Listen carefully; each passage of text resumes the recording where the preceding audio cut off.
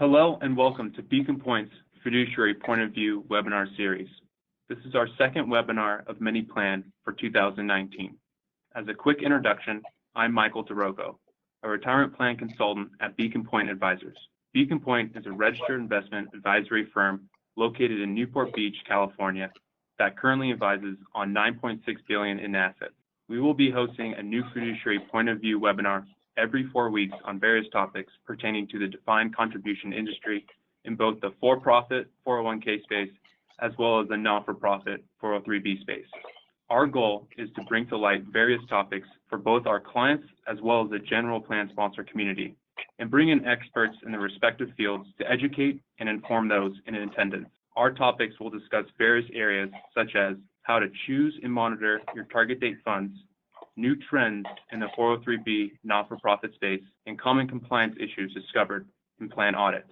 Today, we are going to cover ESG strategies for retirement plan sponsors. ESG, which stands for Environmental, Social, and Governance, refers to the three central factors in measuring sustainability and ethical impact of an investment in a company or business. ESG investments have been an increasing theme in the investment world. From a plan sponsor perspective, with limited resources and time, where should ESG strategies rank among the many priorities competing for attention? New research from Wells Fargo Asset Management seeks to answer this question.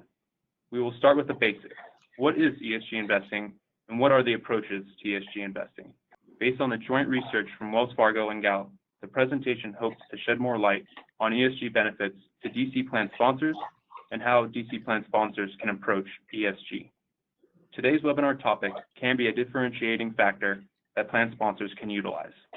We are very excited to introduce our speaker joining us today, Leah Lundgren. Leah is a regional director for Wells Fargo Asset Management. For 20 years, Leah has been involved in the DC environment, beginning her career on the participant side at Fidelity Investments in Boston, then moving to the record-keeping sales side at Prudential. In 2007, Leah worked for BNY Mellon and Oppenheimer, specializing in investments in DC plans before recently moving to Wells Fargo Asset Management. She holds a CKP designation as well as a FINRA Series 7, 6, and 63. She is an advocate for ESG recognition in 401k plan menus. We have a lot to cover this morning, so with this said, I would like to turn it over to Leah.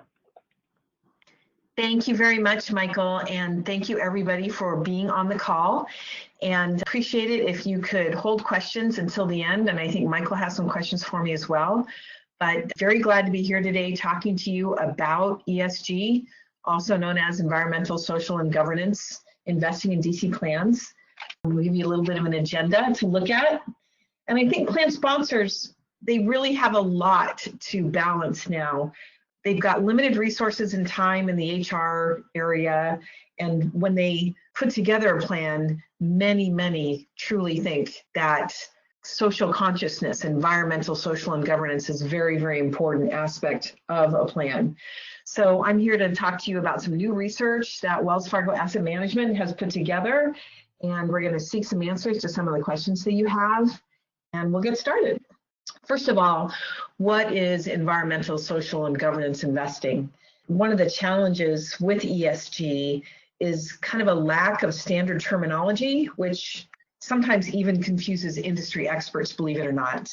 So while we think of ESG as the environmental, social, and governance issues that can have a material impact on a company's performance via reputational, operational, and financial risks, or via commercial opportunities such as clean technology innovations to accelerate the transition to a low carbon economy. So everybody's got, different ideas of what that means. If you take a look in the gray section of these slides, you probably all remember the BP Deepwater Horizon oil spill, if you remember that at all. And remember that there was a camera on the pump that was actually, pumping the oil out of the water, trying to clean the water, and what the environmental impact of was that. That was actually, something that was quite a media sensation. Moving over, I think we all remember the Equifax data breach as well. So we need to think about, what is the social impact for having all of these people and their credit scores compromised. And then over to the right, much longer time ago, some of you might not remember this, but unfortunately I've been around long enough to remember Enron, which is a Houston-based oil company, and some of the situations there where employees, long-term employees were cut out of, quite a bit of their retirement plan money. So these are all things that are involved in ESG investing plus more. So some approaches that we can talk about as a concept. ESG encompasses a broad set of investment approaches, and it can be used to describe a wide range of activities with a variety of outcomes. Both ESG integration and active ownership are approaches that relate to financial materiality and that can be utilized in an effort to achieve better risk-adjusted returns. ESG integration is the broad incorporation of ESG criteria across the board in the investment processes with the goal of improving risk-adjusted returns. ESG criteria are considered as part of the normal portfolio management process. Active ownership is purposeful engagement with companies via proxy voting, board engagement, and management communications to improve outcomes on select ESG issues. The value approach, i.e. investing in the world I believe in, places emphasis on aligning investors' values and beliefs with their investments, including screening out non-aligned investments and including or overweighting investments that support those values. And then we have impact investing that attempts to deliver both investment returns and a positive impact by focusing on environmental or social themes that support long-term sustainability and provide an attractive long-term investment opportunity. So a variety of factors are basically driving the demand for ESG investing. More and more research of not only Wells Fargo asset managements, but other researchers are indicating that performance is not negatively affected. It's neutral at the worst, and in many cases, performance is actually better. And overall demand from stakeholders, better data, better standards, and better reporting help with transparency and analysis. And then regulations, including Department of Labor guidance, have removed some of the stigma from ESG investing for institutions. So back to stakeholder demand, by 2016, 82% of S&P 500 companies, so about a little over 400 companies, received corporate social responsibility reports versus just 20% of those S&P 500 companies that received them in 2011. So there's been quite an advance in 5 years. And then, of course, millennials take a very, very prominent space in this place where 94% of millennials want to do good and 86% want to invest in companies that make the world a better place. But we do have some myths that need to be addressed. And these are important, and these might come up in questions afterwards, but let's just go over them now. We have identified 5 that are pretty much the most prominent. Number 1 is ESG means that you sacrifice performance. So much academic research has been assigned to this, including research at Wells Fargo Asset Management. And as I mentioned before in a previous slide, often ESG investments perform as well or better than traditional investments. So please keep that in mind. I think that a lot of people go on the formerly known ESGs, formerly known as socially conscious investing. And I think socially conscious investing, a lot of people were not pleased with results, and therein lies that myth. But with ESG investing, you don't sacrifice performance. Myth number 2, environmental social governance investing is exclusionary screening only. And I think whereas socially responsible investing used to kind of talk about sin stocks, tobacco, nuclear, alcohol, guns, those types of stocks, ESG has definitely expanded much beyond the original tactic of screening. Myth number 3, ESG is for a narrow group invested in social and environmental issues only. Definitely not the case. ESG has ubiquitous appeal across all investor types. Most notably, though, females and millennials are very, very interested in ESG. So it's definitely not a narrow group, because if you look at the large numbers of females and millennials that make up the population, you're getting to quite a high percent that are interested in ESG. Net Smith, ESG violates ERISA or Department of Labor guidelines. Not the case at all. The guidance does not exclude ESG investing, but you as advisors and plan sponsors as fiduciaries need to evaluate ESG investments. So we actually at Wells Fargo have some evaluation methods that we can use, and we can certainly talk about that later. Last myth is that ESG is limited to public equity investments only. And the strategies are employed across all asset classes, fixed income, loan funds, hedge funds, real estate. So they really are quite broad. And leading adoption of ESG, probably not surprising to you, are foundations and endowments. So if you take a look at the US institutional market, given the nature of their focused goals and objectives, the uptake among corporate plans is growing, but has been slower, probably because of the myths that we just discussed. But definitely foundations, endowments, and the public sector have taken hold of ESG investing and have been doing it for quite a while now. Plan participants are very important. They want to do good with their investments. And again, focusing on women and millennials. We're not excluding men. Many men are interested in ESG issues, but a larger proportion of women and millennials are interested. So they're driving demand. And over 75% of respondents in specific social impact themes like protecting the environment, doing social good, and responsible corporate government indicate that people are broadly interested in doing good. And as you can see, 59% of investors indicated interest in all three of these core ESG themes. But education is critical. Defining environmental, social, and governance and providing concrete examples of ESG themes more than doubles in investors' interests from 33 to 76%, as you can see. This underlines the need for clear communications to define ESG investing and inform investors that they can have an impact through their investment choices. It's a lack of understanding, not a lack of interest or passion, that holds back interest in ESG.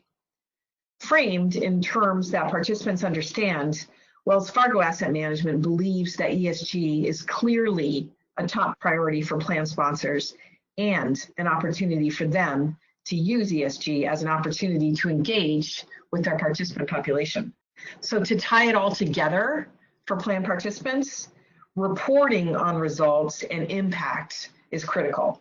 Here's a sample communication in a DC plan around how ESG priorities are now incorporated into their retirement plan. There is significant potential to improve engagement and investing for retirement by helping plan participants understand the ESG alignment and impact of their investment. So if you take a look at the slide, you can see that greenhouse gas emissions are highlighted here and how recycling, energy conservation, and reduce carbon emissions all take place in helping to save the earth and helping to improve things.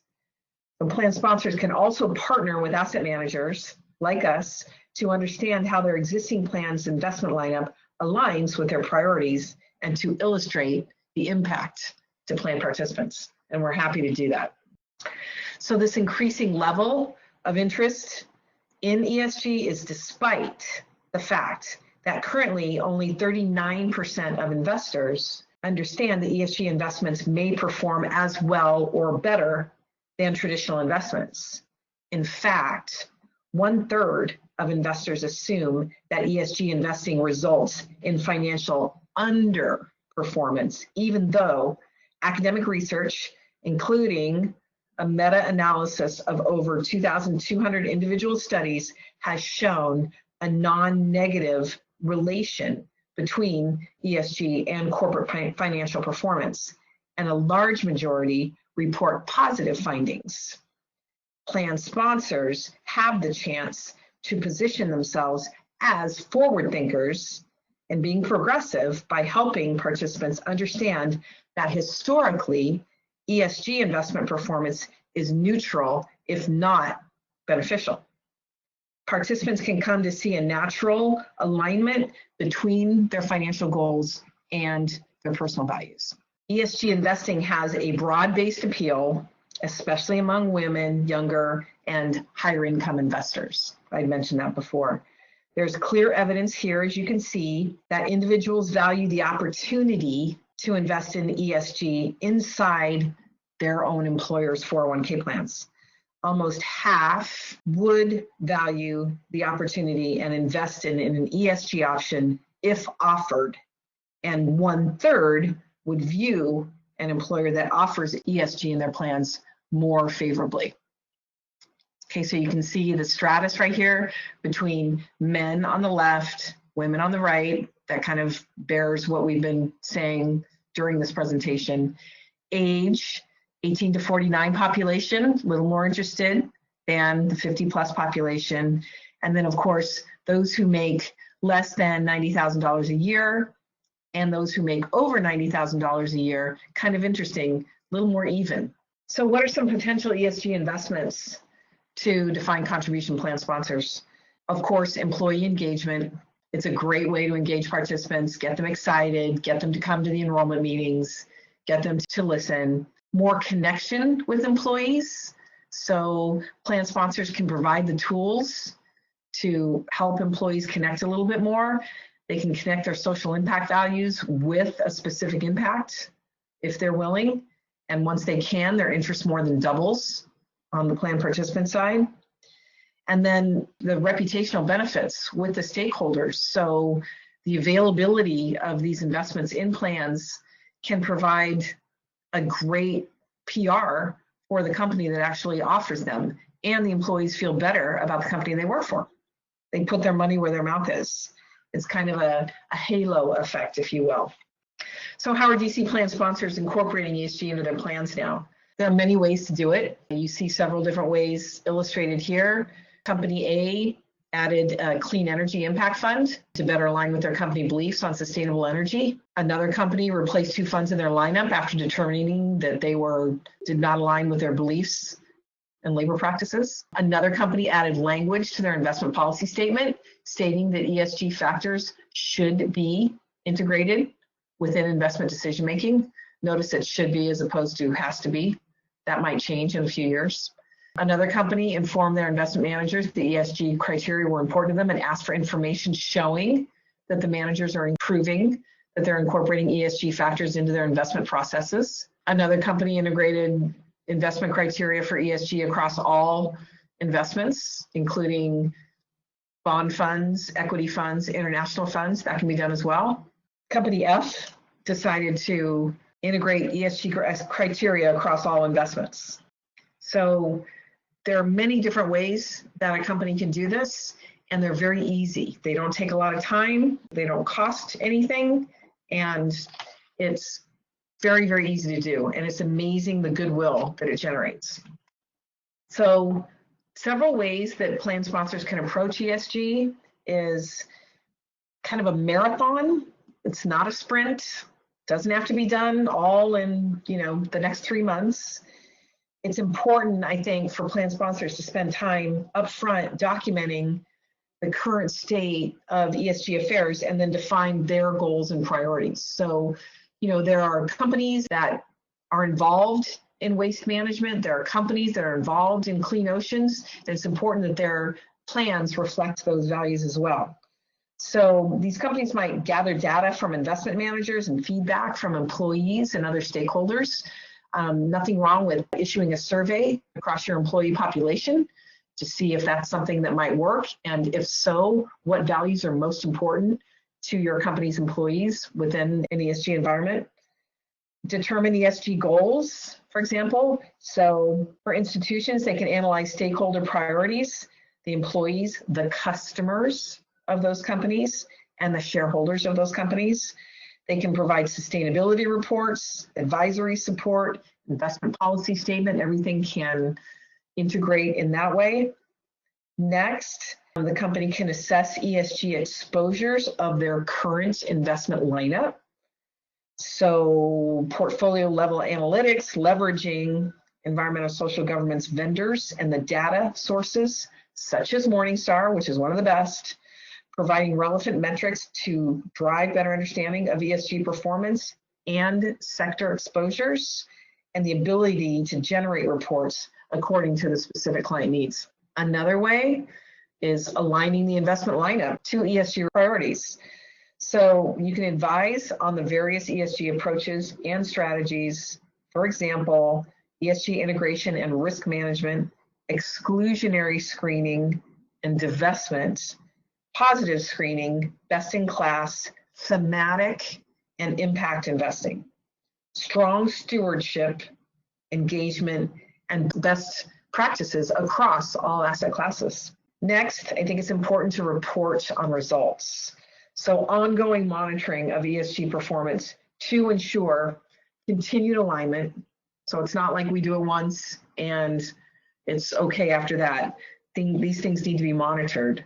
Reporting focused on ESG that enables stakeholder reporting and provides the foundation for ongoing dialogue between advisors and the plan sponsors to evolve and adapt to new trends and changes over time. Michael, can I open it up for questions? Checking the chat box now, and I have one here. The first question is for you, Leah. Isn't there only a narrow group of investors interested in investing into ESG funds? Actually, if we are to take the combination of women, millennials, and high-income earners, we've got a surprisingly, in fact, astoundingly large portion of the population who's very, very interested in values-based investing. I think that kind of falls into one of the myths that we talked about earlier, and it truly is not a narrow focus at all. It's something that a lot of people are interested in. Good question. Perfect. And the next one I have here is, when investing in ESG funds, do you sacrifice performance? Not at all. Most studies that we've done, and Wells Fargo has done quite a few studies on its own, but many other asset managers out there are very interested in ESG as well. And it turns out that the effects of ESG investing has, at the very, very least, a neutral effect on performance. And at the very best, it can have a positive impact on performance. No study showed that environmental, social, and governance investing had a negative impact. I think perhaps back in the days when ESG was referred to as socially conscious, and sin stocks, as we talked about earlier, tobacco, firearms, alcohol, nuclear, those I think could screen out, and then investment performance was missed. But in ESG investing, no, not at all. Great. Yeah, I think that distinction that you mentioned is pretty key and pivotal. And just the last question before we wrap up here is, if we were to select ESG funds in our plan, would it violate the DOL guidelines? Great question. Right now, the DOL's guidelines is, constantly focused on, of course, 403(b)(2), making sure that funds are offered that are, cash, fixed income, stock, equities. They do not have any guidelines on ESG values within funds. So that can be incorporated with no problem. DOL or ERISA have no issues with incorporating these funds into 401k plan menus. Perfect. Well, that brings us to a conclusion of our Beacon Pointe Fiduciary Point of View webinar. I would like to thank Leah Lundgren for joining us this morning and sharing her valuable insight on key topics we can expect to encounter in the coming year. This is Michael DeRocco, a retirement plan consultant of Beacon Pointe's Retirement Plan Services, and thank you all for joining. If you would like a copy of the presentation or have any questions, you can reach us at bpawebinar@beaconpointe.com. Again, that's bpawebinar@beaconpointe.com. Thanks again, and be on the lookout for the invite for the next Fiduciary Point of View webinar.